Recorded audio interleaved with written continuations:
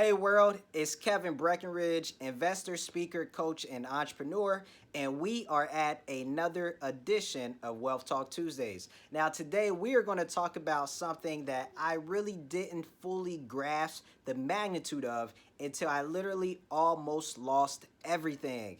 Today we are going to talk about just how wealthy you already are. Now, when we normally talk about wealth, we're normally talking about our physical wealth, our physical assets versus our physical liabilities, and we're taking a calculation to determine whether or not we have a positive net worth or whether we have a negative net worth. Now, when we talk about physical assets, we're talking about the things that we own, things like our houses, our cars, our jewelry, our bank accounts, our cash accounts. When we talk about our physical liabilities, we're actually talking about the things that we owe.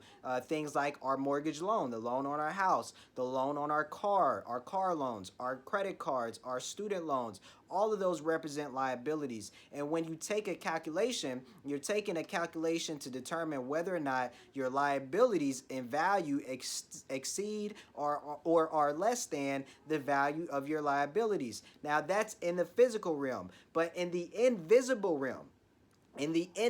realm, there is a separate balance sheet. It's called the invisible balance sheet, where you have a column of invisible assets and you have a column of invisible liabilities. And your ability to recognize and to tap into and to improve upon your assets, your invisible assets, and your invisible liabilities is going to make the difference in whether or not you actually accumulate or don't accumulate physical wealth in the physical realm. Everybody has everything that they already need inside of them to accumulate wealth and to manifest wealth in the physical realm. You just have to recognize it and you have to pull it out of you. What am I talking about when I talk about the invisible assets and liabilities? Well, your invisible assets are your strengths, things like your vision, your motivation, your hunger, your dreams, your desires, some of the skills that you have represent invisible assets, things like your ability to manage time, skills like your ability to persuade and to sell. Those are all assets that you can build upon and that you can use to manifest and turn into money and turn into wealth and physical manifestations of wealth. But we also have invisible liabilities, and those invisible liabilities are what is going to threaten our ability to achieve and to accomplish and to manifest the things that we actually want in the physical realm. Things like invisible liabilities are things like your anger, your frustration, your fear, your anxiety, your desire to be perfect, your self-limiting beliefs, your low self-esteem. These things represent liabilities that are going to prevent you from fully recognizing and manifesting who you are meant to be.